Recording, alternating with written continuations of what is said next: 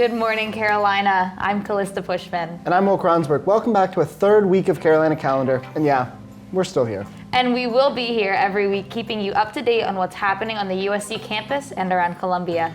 This week on the show, a post-Valentine's dating show built just for our local bachelors and bachelorettes. Roses are red, violets are blue. We've got another poetry event for you. And later, what do warm weather, sports, and food have in common? Stay tuned to find out.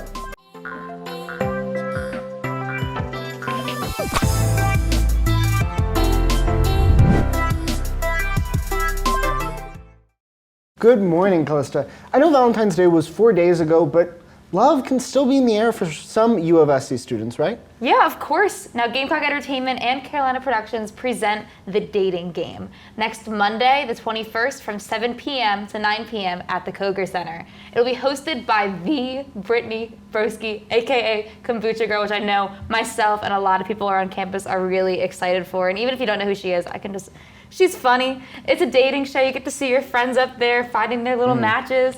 It's a really great event. I went last year. It was actually really fun to watch. Not in the show, but I had a lot of fun, like watching people and like the whole blind dating kind of thing, like Bachelor 1. How do you feel about the thing? I like that. Yeah. I've watched a lot of game shows when I was younger. So. I don't know if I'd have the courage to be one of the bachelorettes up there, but I think being an audience member and just getting to be like a fly on the wall watching the whole thing, really special. Yeah, it sounds really fun. But if that's not your cup of tea, coming up next Wednesday, we have the second Universe Popcorn and Poetry event in Russell Underground from 7 p.m. to 9 p.m. And if you want to know what to expect, you can check out News 4's package from the first Popcorn and Poetry event last month. Callista, it's really fun to see this form of artistic expression on campus and getting to look through the footage from the first one. I just think it's awesome. No, I agree. And I think with the rhymes I spit out in the opening tease, I think that I might be there. I think I might be the main event. Are you going to be dropping some more rhymes for us, some verses of poetry? Oh yeah, the extent of my rhyme goes with roses are red, violets are blue, and then I'll add on after that. I can't spoil it yet, but it'll be good. But if that's also not your speed, Thursday After Dark presents Night at the Museum. The event runs from 8 to 10 p.m. at the Columbia Museum of Art. Buses run from the Horseshoe from 7:30 to 10:30. Now, if it's anything like the movies, I'm sure this will be an event that you wouldn't want to miss. I mean, if the exhibits don't come alive, if Teddy Roosevelt isn't there, and by Teddy Roosevelt, I mean Robin Williams. If Robin Williams isn't there, then is it worth it? I don't know. I don't know either. I mean, I'm sure it'll be fun, but it has a really high standard to me. Especially like naming it Night at the Museum, like you gotta know the standards that come with it. I mean, they were definitely going for the gusto. We'll see. But if you're more of an athletic person, it's gonna be a big weekend in Gamecock athletics. Both basketball teams are in action this weekend, softball's at Coastal Carolina for a tournament, and it's the opening day of college baseball season. ESPN's College Game Day is coming for the women's basketball game against Tennessee. That's at 1 p.m. on Sunday. Game Day will be at noon from Colonial Life Arena. And even before that, there'll be a tailgate with food and entertainment at 1:30 on Saturday before the men's game, 10:30 before the women's game on Sunday. A lot of fun if you're a Gamecock fan. You know, a little bit of something for everyone. Like if I'm not into the sport, at least I got the tailgate for the food and entertainment.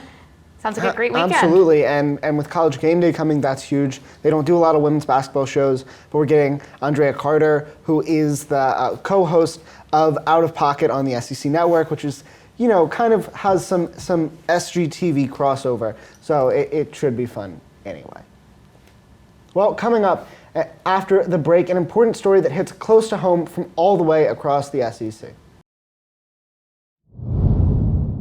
Last Friday at 1:45 p.m., the Battalion, an entirely student-run newspaper at Texas A&M University, tweeted out the following. Texas A&M leadership ordered the Battalion to stop printing weekly editions following an abrupt ultimatum: join the university or be stripped of resources, with only a day's notice.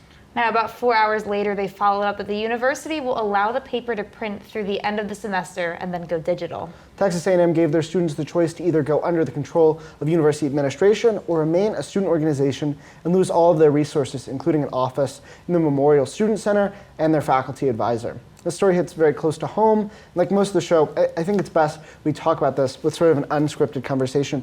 Callista, student press freedom, entirely very important. The Battalion, their office is in the student center. They have a faculty advisor. They're entirely student run. They're just like SGTV, and it really pulls at my heartstrings to see that their freedom is being threatened. No, I fully agree, especially being so close to Garnet Media Group, myself being station manager, Will being assistant station manager. I mean, we're both very heavily involved and passionate about our student org, and know firsthand just how crucial it is in not just our college experience, but just our journalistic experience to have this outlet.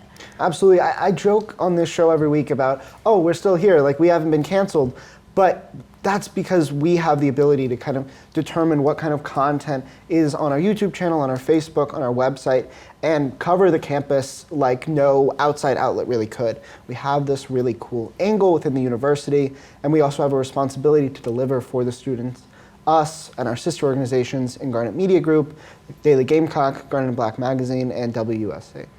So this year, it is truly more important than I think ever. That's about to celebrate and recognize Student Press Freedom Day, which is next Thursday, February 24th. And Garnet Media Group will be participating in this year's Unmute Yourself campaign. We'll be right back. Has spring sprung early? Maybe. I don't know. Today's temps are in the mid-60s with partially cloudy conditions throughout. And those warmer temps may stick around into next week, but with lows hitting 31 on Sunday and highs reaching 82 by next week. It's definitely what we've come to expect out of a Columbia spring. Since the weather is less than certain, let's talk about something that we do know a lot about: SGTV election coverage. Now, if you haven't seen it already, SGTV and the Daily Gamecock collaborated to interview candidates for student body president, vice president, and speaker of the Student Senate last weekend. We also worked together on Tuesday to broadcast the candidate debate. Both events are available on our YouTube page with analysis on DG's website. You can check both out now as we wrap up Carolina Calendar for today, February 18th, 2022.